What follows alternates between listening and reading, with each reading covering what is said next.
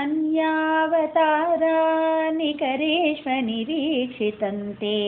भूमातिरेकामभिवीक्ष्य तदाघमोक्षे ब्रह्मा परीक्षितुमना सपरोक्षभावं निन्येतव सकगणान् प्रवितत्य मायां वत्सानवीक्षा विवशे पशुपोत्करे तान् आनेतु काम इव धातृमतानुवर्ती त्वं सामि भुक्तकवलो गतवान् सदानीं भुक्तां शिरोदितसरोजभवः कुमारान् वत्सायितस्तदनुगोपगणायितस्त्वं शैक्यादिबाण्ढा मुरलीगवलादिरूपः प्राग्वद्विहृत्य विपिनेषु चिराय सायं त्वं माययात बहुधा व्रजमाययाता स्वामेव शिक्या गवलादिमयं दधानो भूयस्वमेव पशुवत्सकबालरूपः गोरूपिणीभिरपि गोपवधूमयीभिः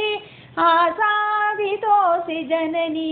विरति प्रहर्षात् जीवं हि कञ्चिदभिमानवशात् स्वकीयं मत्वा तनूजयिति रागभरं वहन्त्यः आत्मानमेव तु भवन्तमवाप्य सूनं प्रीतिं योर्न कियतीं वनिताश्च गावः एवं प्रतीक्षणविजृम्भितहर्षभारन् निःशेष गोपगणलालितभूरिमूर्तिं चामग्रजोऽपि बुबुधे किल वत्सरान्ते ब्रह्मात्मनोरपि महान् युवयोर्विशेषः वर्षावधौ नवपुरातनवत्सपालान् दृष्ट्वा विवेकमसृणे द्रुहिणे विमूढे प्रादीदृशप्रतिनवान् मकुटाङ्गदादि भूषां चतुर्भुजयुज सजलाम्बुदाभान् प्रत्येकमेव कमलापरिलालिताङ्गान् भोगीन्द्रभोग शयनान्नयनाभिरामान् लीलानिमीलितदृश सनकादियोगी व्यासेवितान् कमलभूर्भवतो ददर्श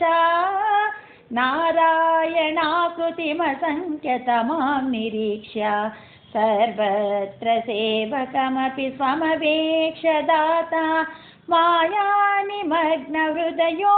विमुमोह यावत् एको बभूवित तदा कमलाब्धपाणिः